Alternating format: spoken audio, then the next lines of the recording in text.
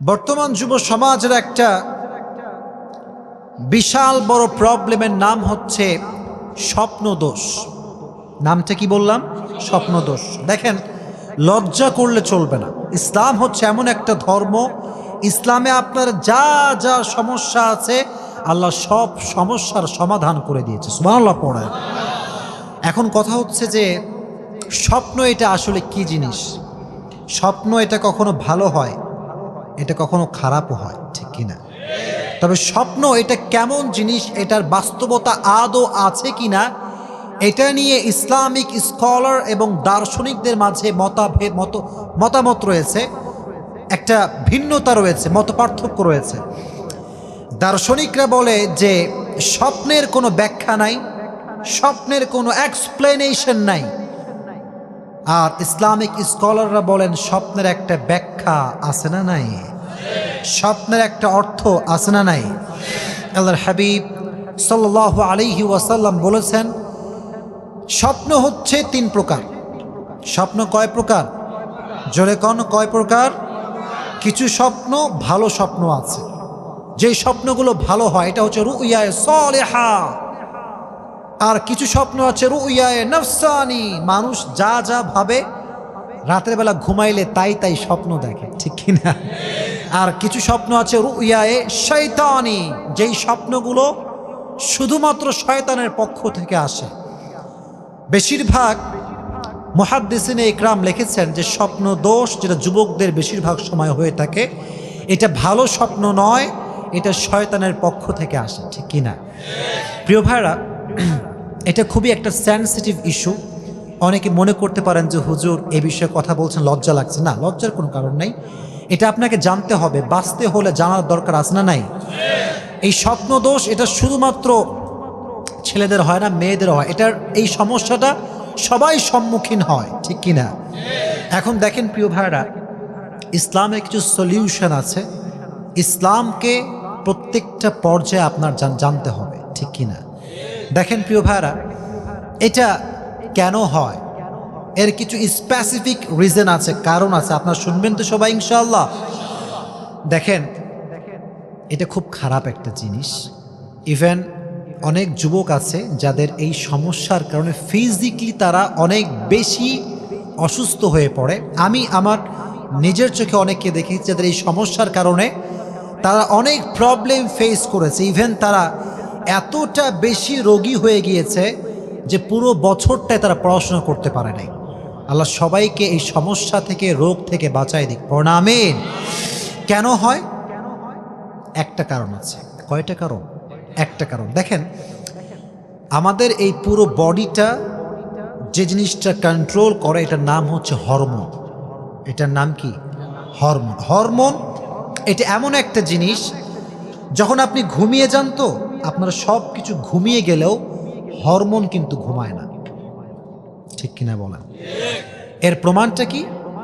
হরমোনটা ঘুমায় না বলে আপনার ব্রেইনটা কিন্তু চিন্তা করতেই থাকে, করতেই থাকে, করতেই থাকে। কিভাবে চিন্তা করে? যেই যুবকটা সকাল থেকে নিয়ে রাত পর্যন্ত বাজে অশ্লীল ভিডিও মোবাইলে দেখে, যদি আমি স্পষ্ট ভাষায় বলি, পর্নোগ্রাফি যেই যুবক দেখে, ব্লু ফিল্ম যেই যুবকটা দেখে, এই চিন্তাগুলো ব্রেইনে বসে যায়, এটা ভেতরে বসে যায়। যখন আপনি ঘুমিয়ে যান, সব ঘুমালেও হরমোনটা জেগে থাকে, আর ওই ইমোরালিটি, ব্যাড থিঙ্কিং চিন্তাগুলো এটা আপনার স্বপ্নে আসে। যেই নারীকে আপনি সারাদিন দেখেছেন ওই নারী আপনার স্বপ্নে আসে। এই সমস্ত বাজে চিন্তার কারণে বেশিরভাগ যুবক স্বপ্ন দোষের মতো এই খারাপ জিনিসের সম্মুখীন হতে হয়, ঠিক কিনা বলা? তাহলে কি বাজে চিন্তা আজ থেকে করা যাবে? আজ থেকে কোনো ব্লু ফিল্ম দেখা যাবে? কোনো পর্নোগ্রাফি দেখা যাবে? দেখবা না। এটা হচ্ছে 1 নাম্বার কারণ। এর কারণে স্বপ্ন দোষ বেশি হয়। স্বপ্ন দোষ হলে করণীয় কি, ইসলাম কি বলেছে, এটা আপনারা সবাই শুনবেন তো ইনশাআল্লাহ। রাসূল কারীম সাল্লাল্লাহু আলাইহি ওয়াসাল্লামের কাছে একজন মহিলা আসলো, এসে বলল, হে আল্লাহর হাবিব, একজন নারী আছে যে নারীর স্বপ্ন দোষ হয়, তার জন্য করণীয় কি? সে বলল, হে আল্লাহর হাবিব, পুরুষদের যেমন স্বপ্ন দোষ হয় সেই নারীরও এরকম সমস্যা, সে মেয়েটা কি করতে পারে, তার করণীয়টা কি? আল্লাহর হাবিব বললেন, যখন তার এই স্বপ্নদোষ হবে, সমস্যা হবে, তার উপরে গোসলের ফরজকে বিধান হিসেবে ফরজ করে দিয়েছে কে? গোসলটাকে ফরজ করে দিয়েছে কে? তাহলে যখনই আপনার এই জিনিসটা হবে, আপনি মনে করবেন গোসল আপনার উপরে ফরজ হয়ে গেছে। চিল্লা এখন ঠিক কিনা?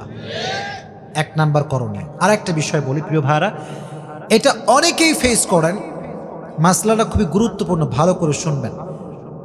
অনেক সময় দেখবেন যে ঘুম থেকে ওঠার পরে আমাদের যেটা ড্রেস, যে পোশাক, এখানে মাঝে মাঝে আমরা তরলতা কিছু দেখতে পাই, তরল দেখতে পাই না, ভিজা, এরকম মাঝে মাঝে। লজ্জা পাচ্ছেন নাকি আপনারা?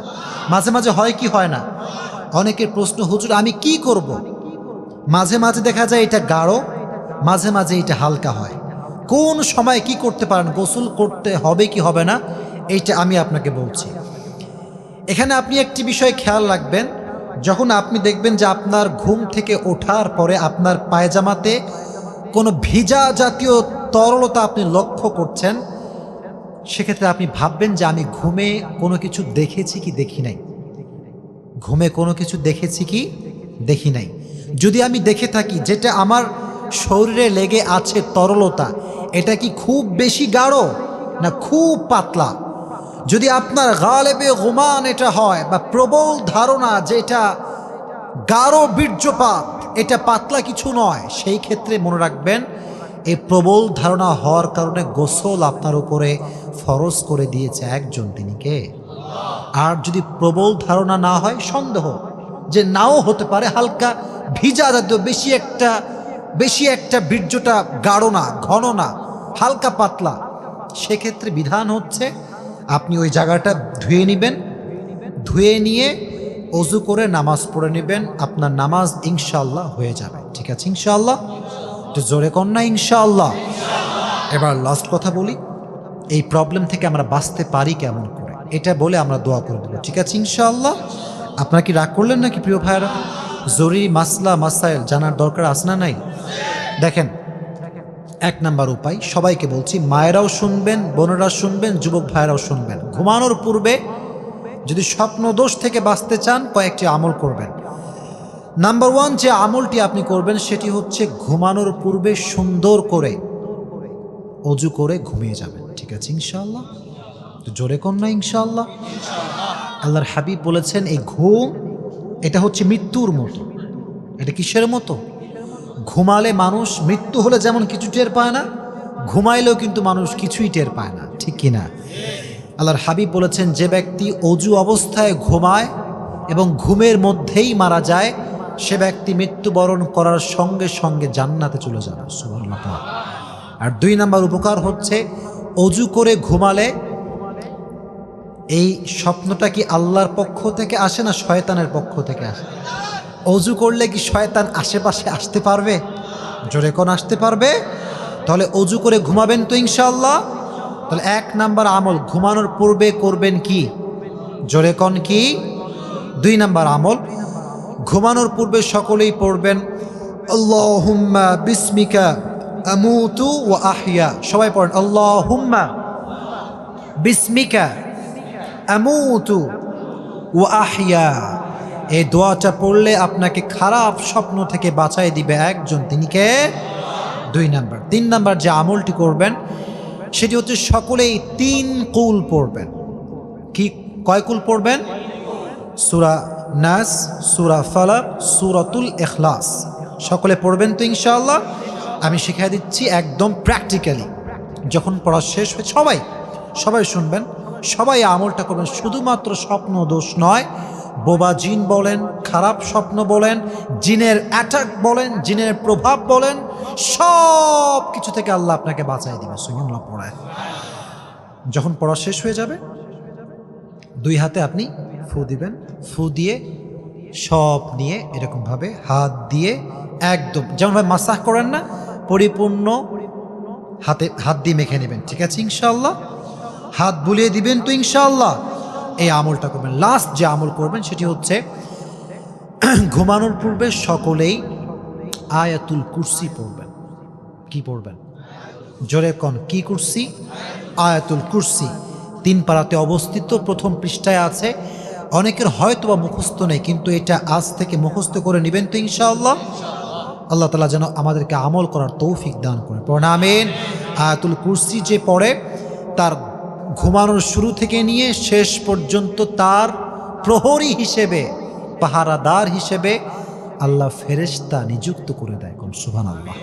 আল্লাহ যেন সবাইকে এই ফিতনার থেকে বাঁচায় দেয়। পড়েন আমিন।